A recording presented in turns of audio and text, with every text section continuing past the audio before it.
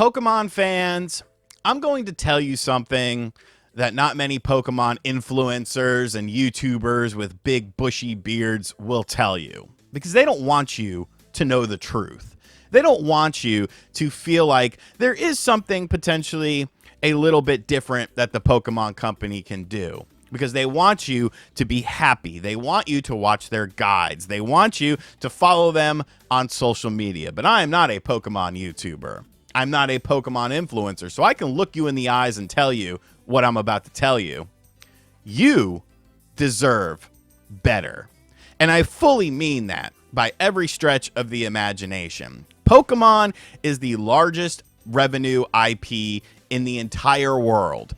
There is no other IP that can match what Pokemon brings to the table in terms of revenue. Now, yes, there are multiple revenue streams, from things like movies and animated stuff to Pokemon cards, but gaming does indeed make up a large portion of what Pokemon is able to do and able to generate in revenue.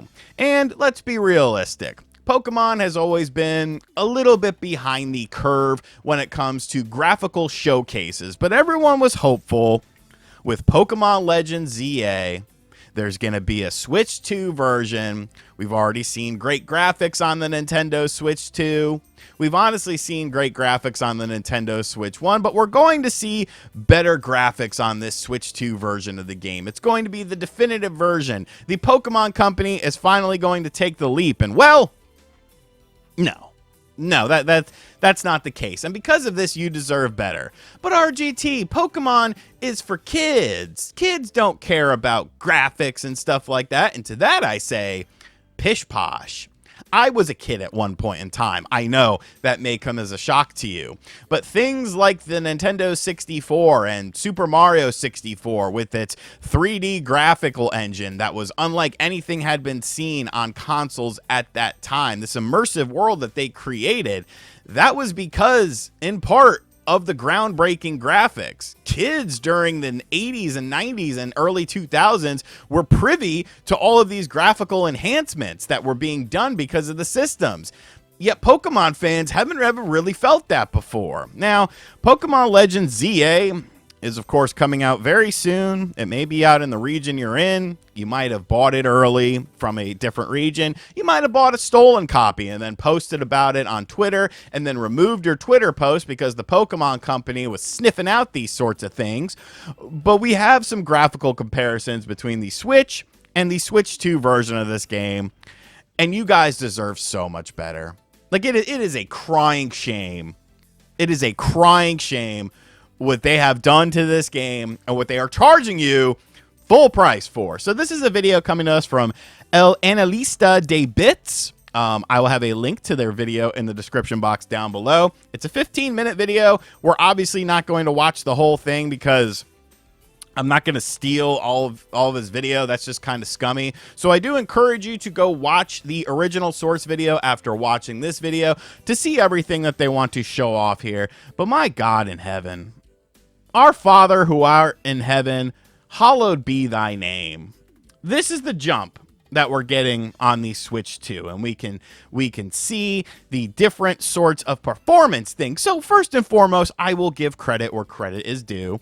When in docked mode on the original Nintendo Switch, it's 1080p 30 frames. When in docked mode on the Switch 2, it is upscaled to essentially 2K at 60 frames per second. Okay. Dynamic resolution of 720p at 30 frames in handheld. 1080p, let me move myself quickly. 1080p, 60 frames in handheld mode on the Switch 2. So a little something.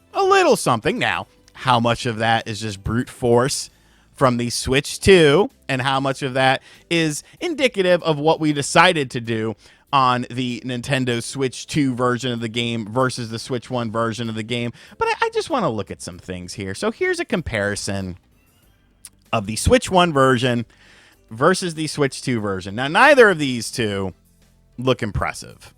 I think they look mediocre at best. If this was a $20 game, a $30 game from a small independent studio, sure, you could be like, hey, it's something. they tried something here, but when you look at our little Squirtle friend from Switch 1 to Switch 2, I mean, they cranked up the saturation a little bit. Our lovely friends back here, they're just kind of hanging out. Doesn't really look much different. The ground looks a little bit different here. Now that could just be because of the angle. It's not an exact one-to-one replication in terms of the angles and stuff like that, but it's pretty damn close. It's pretty damn close. So the ground looks a little bit better. We got some stuff here. Switch 1, Switch 2. We can see these side by side. Shadows are neat. This tree is casting a longer shadow, but like, how much of that is due to lighting? You know what this is? This is the toothpick meme, where the guy has the he looks scruffy. He's like, oh, look at me. And then he puts on like a suave look, and he puts the toothpick in his mouth, and then all of a sudden he's the man. You look at this stuff, like, okay, it looks a little bit cleaner in the background and stuff like that, but are we seeing... You have to remember, this is a Switch 1 to the Switch 2. A generational leap. Now, of course, we always talk about the law of diminishing returns when it comes to stuff like this, but are we going to sit here and say, oh, the Pokemon Company, they didn't have their dev kits long enough. They didn't have time to work a lot of secret sauce magic on the Switch 2. No, we're not going to say that, because that would be one of the most ridiculous things ever said. And I'm not just talking about within the Pokemon universe. I'm not just talking about within the video game universe. I'm talking about within the universe itself. That would be an absolutely ridiculous statement to make, saying that the Pokemon Company did not have access to dev kits. And I mean, when you start to see like the moving around and stuff, like here's where things... you could see, okay, it's 30 frames, it's 60, but like, look at the pop-up. Like, yeah, it's a little bit better on the Switch 2, but all right, we're going to slow that down a little bit here.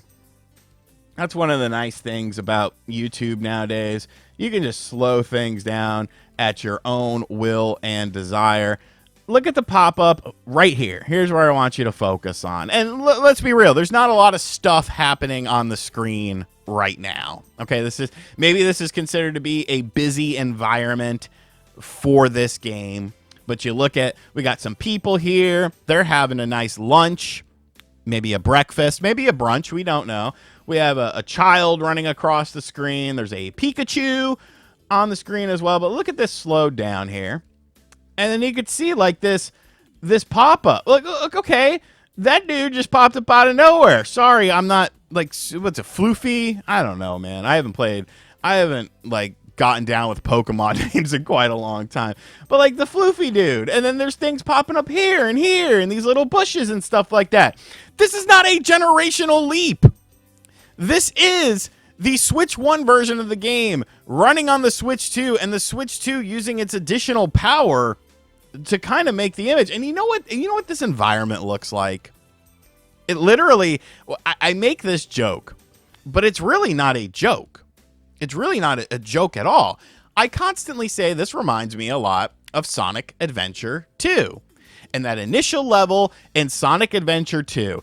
And when you look at kind of how, the environments look in this game, Pokemon Legends ZA, versus how the environments looked on an original Dreamcast game, like, you could definitely see some things going on here. And this is actually running on a stock Dreamcast.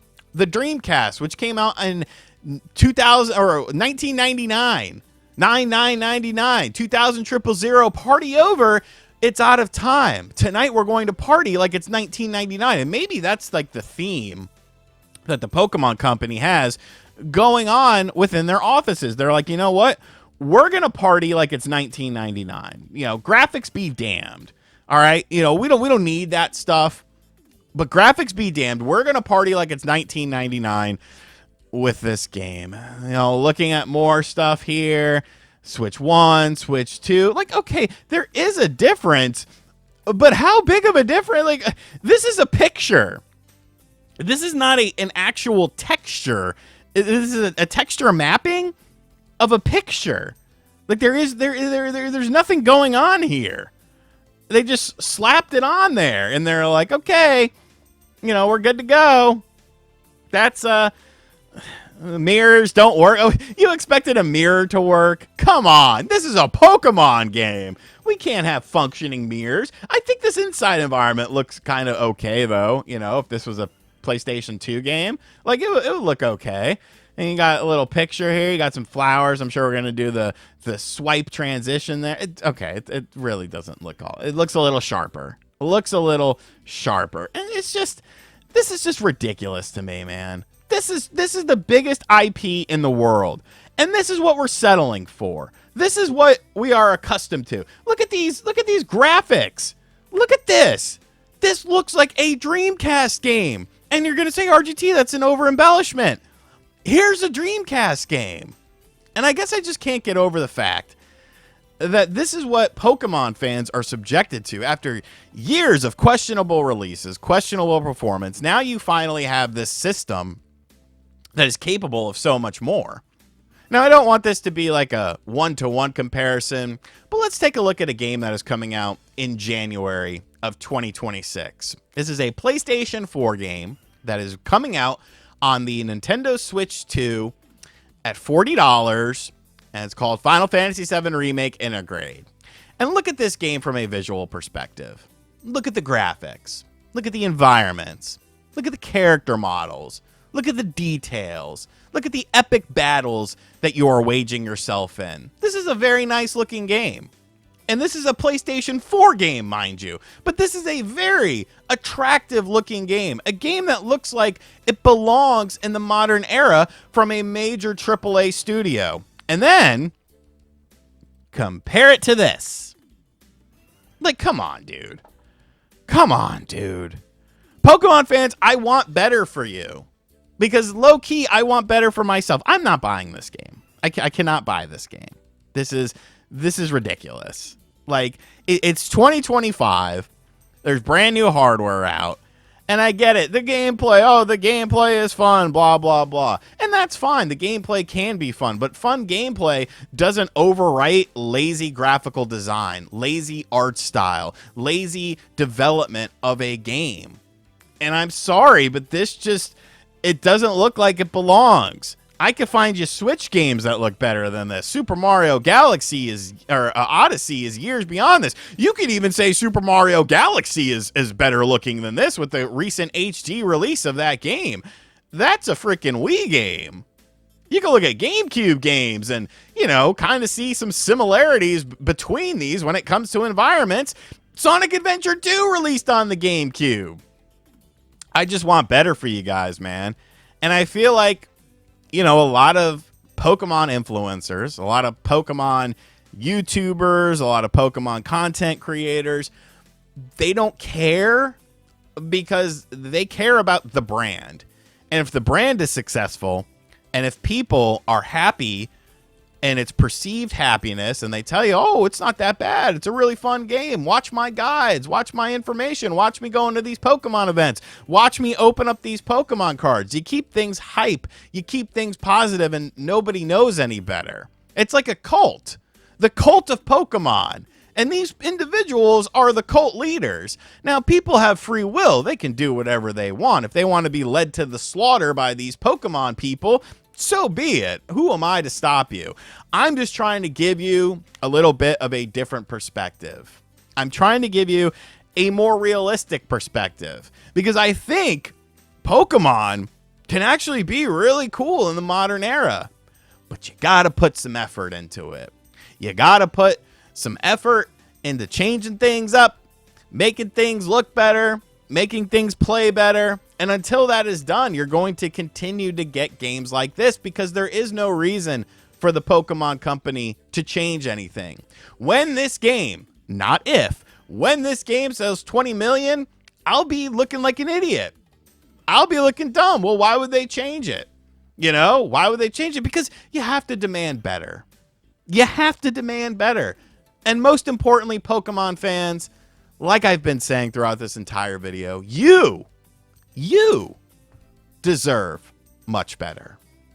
Anyways, guys, let me know in the comments section down below What do you think about this graphical comparison? Like I said, there's a whole bunch of other stuff in this video that you can see that is broken down. I will have a link to it in the description box down below, so make sure you go check out that video. Tell them RGT sent you, and give me your thoughts, man. Is this an overreaction from me? Because it could be, but I honestly don't feel like it is. I just feel like it's accepting a certain level of standards from a company that can do it. They just choose not to. That's my biggest thing. And as always, thank you guys for checking out this video. If you're new to the channel, hit that subscribe button. Be sure to like, comment, and share. Hit the bell as well. And I'll catch you guys on the next video. Later.